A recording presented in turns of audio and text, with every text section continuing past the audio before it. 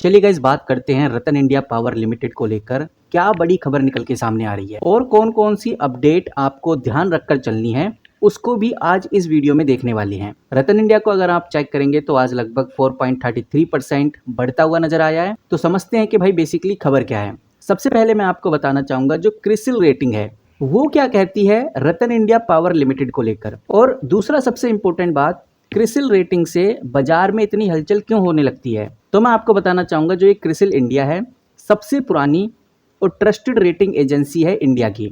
ये स्टैब्लिश हुई थी 1987 में और जब से क्रिसिल ने S&P ग्लोबल के साथ पार्टनरशिप करी है तब से ही कंपनी की जो रेटिंग रिपोर्ट है वो इंटरनेशनल स्टैंडर्ड के हिसाब से होती है। इतना ही नहीं, क्रिसिल की रेटिंग का बैंक, म्यूचुअल फंड्स और इन्वेस्टर लैंडिंग, इन्वेस्टमेंट और अपनी स्ट्रैटेजी बनाने में काफ़ी ज़्यादा यूज़ करते हैं।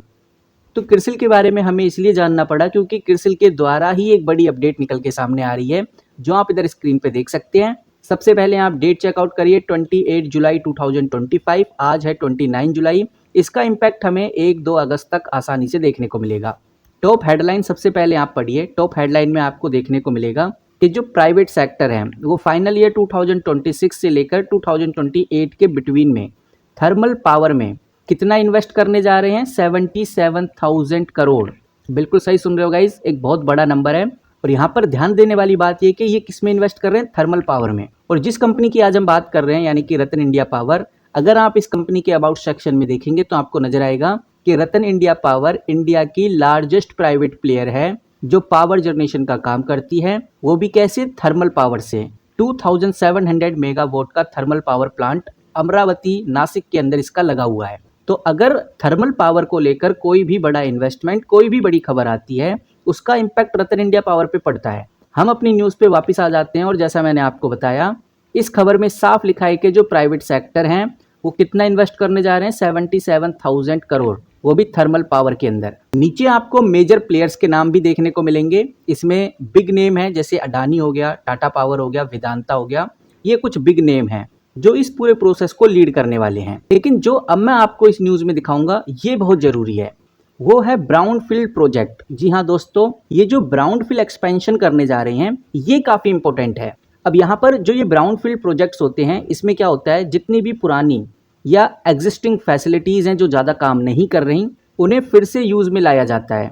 अब इससे फ़ायदा ये होता है कि जो बिल्डिंग है, इक्विपमेंट हैं, यूटिलिटीज़ हैं, ये पहले से ही मौजूद होती हैं, बस इनको अपग्रेड कर दिया जाता है और नई यूनिट ऐड कर दी जाती है। कहने का मतलब ये है कि ऑलरेडी जो पुरानी एग्जिस्टिंग फैसिलिटीज़ पड़ी हुई हैं उन्हीं फैसिलिटीज़ को यूज़ किया जाता है, नई ज़मीन या नया पूरा प्लांटेशन नहीं लगाया जाता। और जैसा मैंने अभी आपको स्टार्टिंग में बताया कि जो रतन इंडिया पावर है उसके पास 2700 मेगावाट कैपेसिटी का थर्मल पावर प्लांट है जो कि अमरावती और नासिक में स्थित है। और अगर ये कंपनी भी ब्राउनफील्ड एक्सपेंशन करती है यानी कि रतन इंडिया पावर भी इस ट्रेंड का हिस्सा बनती है तो ये एक बड़ी ग्रोथ मानी जाएगी। और ऐसा होने वाला है क्योंकि स्पेशली गवर्नमेंट भी 80 गीगा वोट तक थर्मल पावर कैपेसिटी ऐड करना चाहती है। गवर्नमेंट का ये टारगेट है, वो भी 2032 तक, यानी 2032 से पहले पहले गवर्नमेंट चाहती है 80 giga vote thermal power capacity India में ऐड हो जाए। फिलहाल तो जो रतन इंडिया पावर का अमरावती वाला प्लांट है उसकी अगर हम जून की रिपोर्ट उठाकर देखें तो 91% प्लांट लोडेड है, अच्छा खासा परफॉर्मेंस दे रहा है जो दिखाता है कि उनकी एग्जिस्टिंग फैसिलिटी अच्छा खासा काम कर रही है।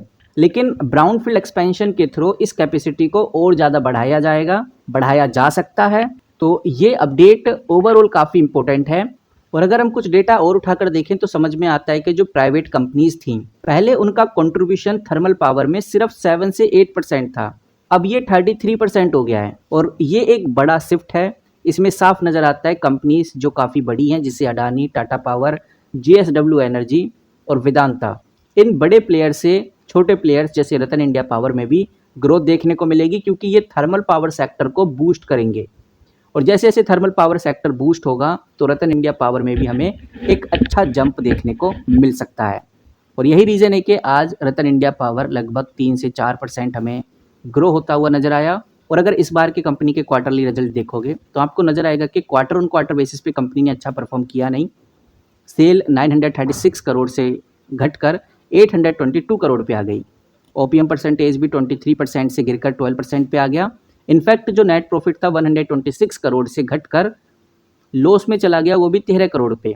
इतना ही नहीं, company quarter on quarter basis पे तो मार खाई, इसी के साथ कंपनी ने ईयर ऑन ईयर बेसिस पे भी कोई खास परफॉर्मेंस किया नहीं। सेल भी कंपनी की गिर गई, ईयर ऑन ईयर बेसिस पे देख सकते हैं।